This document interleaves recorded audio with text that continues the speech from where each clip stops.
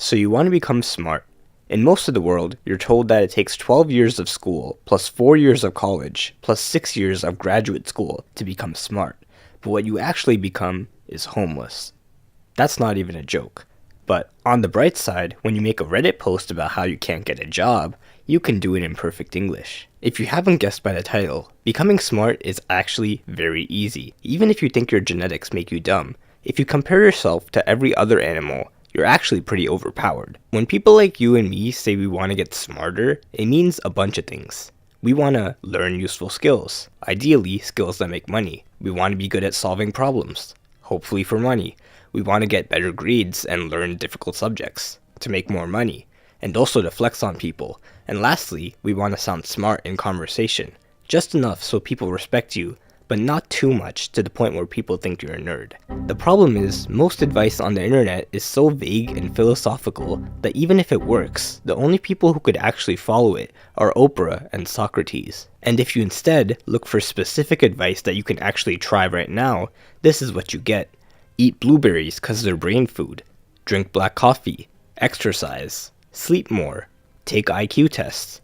Listen to classical music. These things sound good, but at some point you have to, actually learn stuff. Besides, even in the past, there have been some geniuses who've spent the whole day sitting at a desk, getting 2 to 4 hours of sleep a day. So what can you actually do to get smarter that's not just the same 6 brain hacks from a Facebook post copied and pasted from a WikiHow article inspired by a quote spray painted on a New York subway wall? The main thing you need to do is read. What kind of reading? It depends. Fiction is good for learning to read faster, and it gives you a better vocabulary.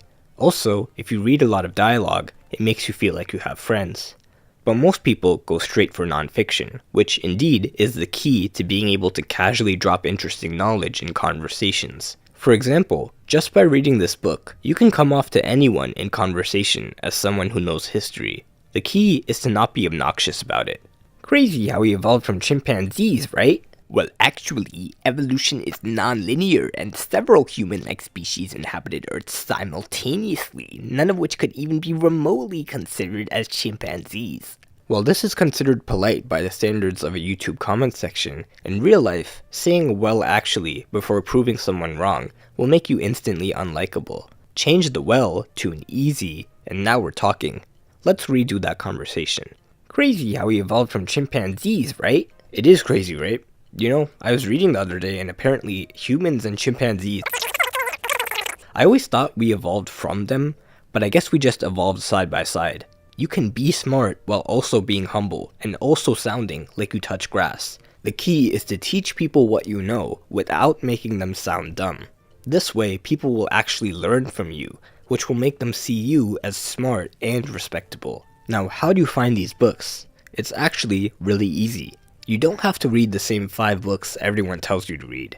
Just think of a topic you want to learn about, like cleaning. Now Google books about cleaning. Here's one that looks good. Usually, these books cost money, but if your finger slips, you might accidentally end up on this website, and you might accidentally search for the title of the book, and by chance, click on the first link, and oh no, accidentally downloaded a file, and opened it with the appropriate ebook viewer. Well, now that you have the book, you'll also find that not only can you pick out interesting tidbits to use in conversations, but you can also learn many useful skills. There are 10 things you should know before you learn a skill. 1. Unless you practice the skill, your brain will think it's useless and forget it. 2. You only have to know 20% of the knowledge to master 80% of the skill. So I guess we could just move on. This is called the learning curve. It's a graph of how good you get at a skill over time. As you can see, just by practicing a little bit, you can make a lot of progress in the beginning. But you have to practice. No one ever learned how to tie a tie by watching how to tie a tie.